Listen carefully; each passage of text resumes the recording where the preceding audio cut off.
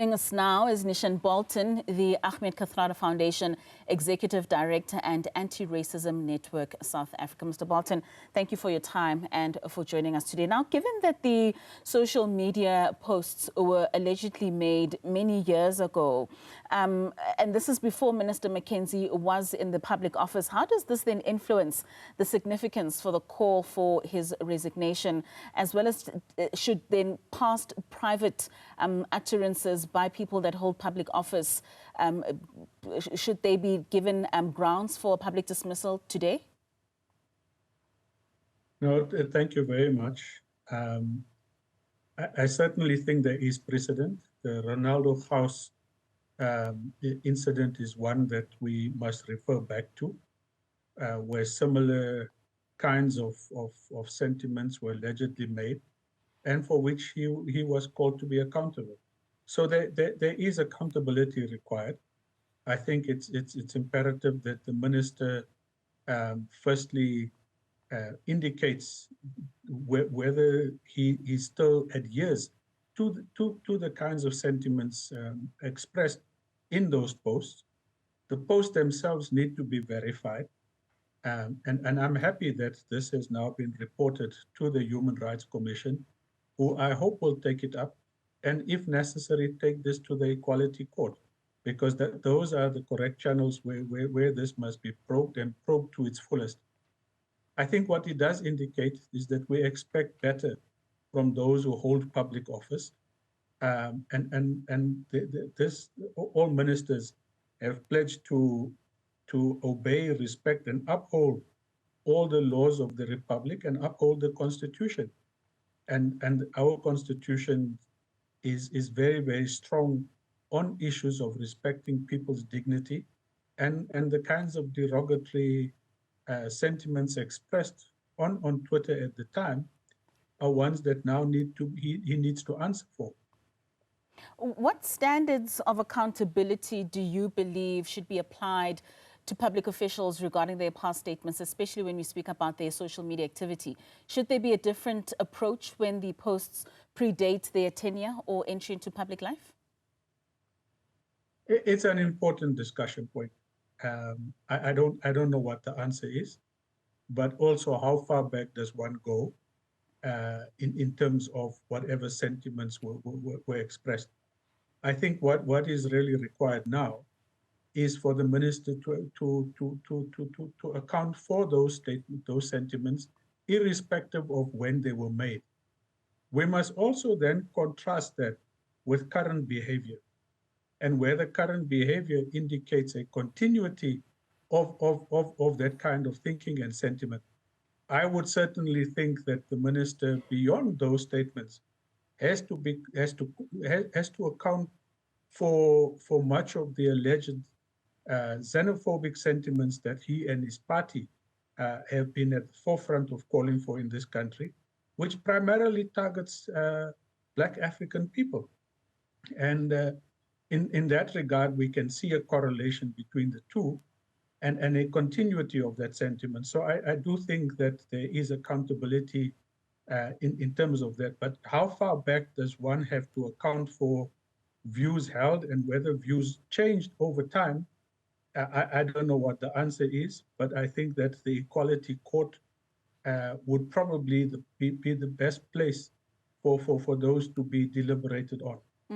I mean, you speak of current behavior versus previous utterances. In your view, Mr. Bolton, I mean, how important is then the social and historical context of such posts? Can comments made years ago, possibly in different social climates, be fairly judged today? I do think that people can change over time. Minds can change, behaviors can change. And we know of many people who would have been outright racist at certain times in their lives, and over time have changed. And their changes would be visible in how they carry themselves today, their deep introspection on their own racist views and acknowledgement of that.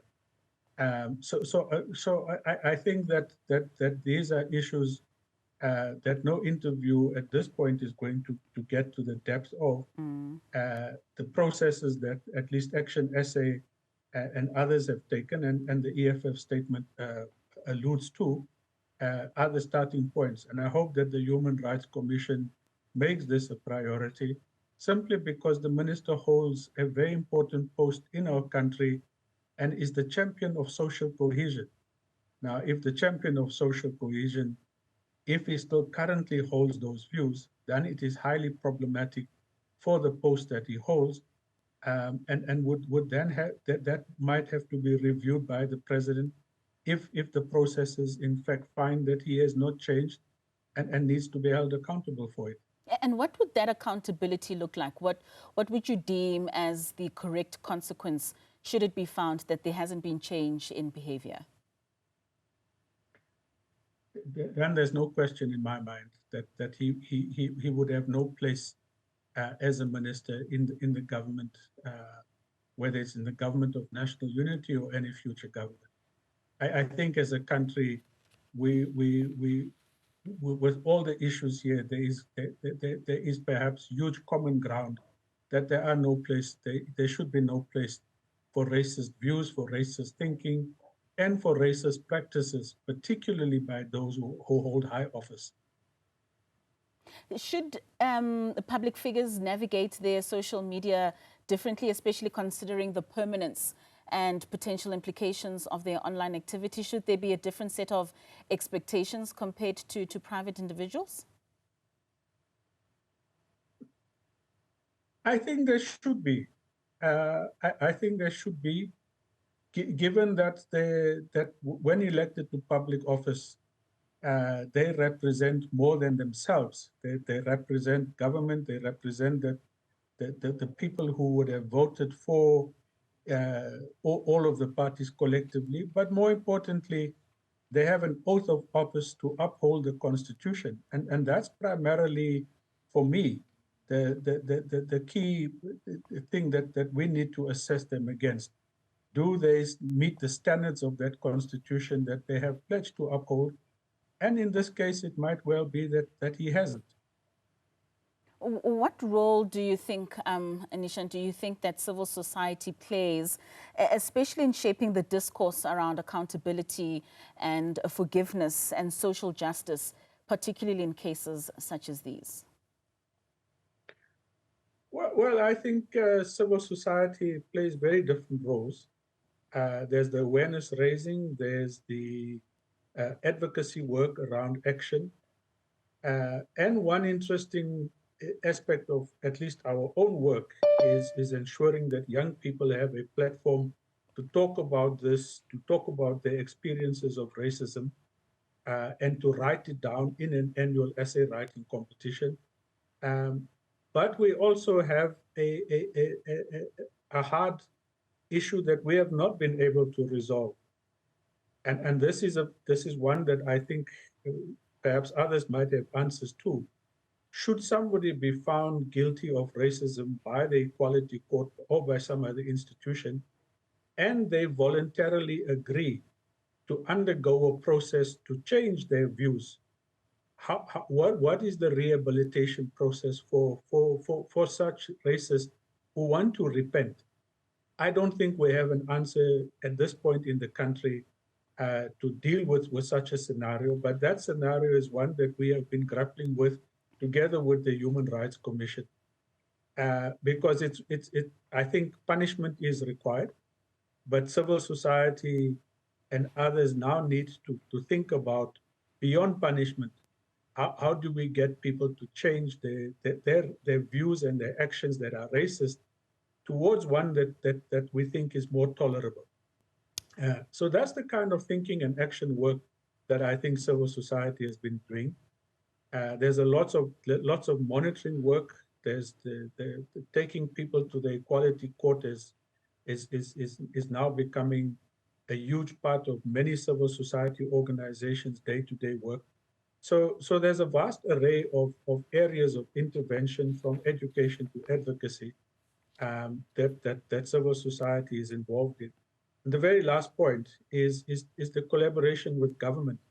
to ensure that the National Action Plan to Combat Racism is one that gets implemented and gets implemented forcefully. Unfortunately, that is moving at a very snail's pace, but civil society are very active in terms of that area of collaboration. Well, it certainly seems as though there's a lot of work cut out for us as a country in moving forward and seeing how that rehabilitation process certainly looks like. Thank you so much for your time. That's Neeshan Bolton, the Ahmed Kathrada Foundation Executive Director.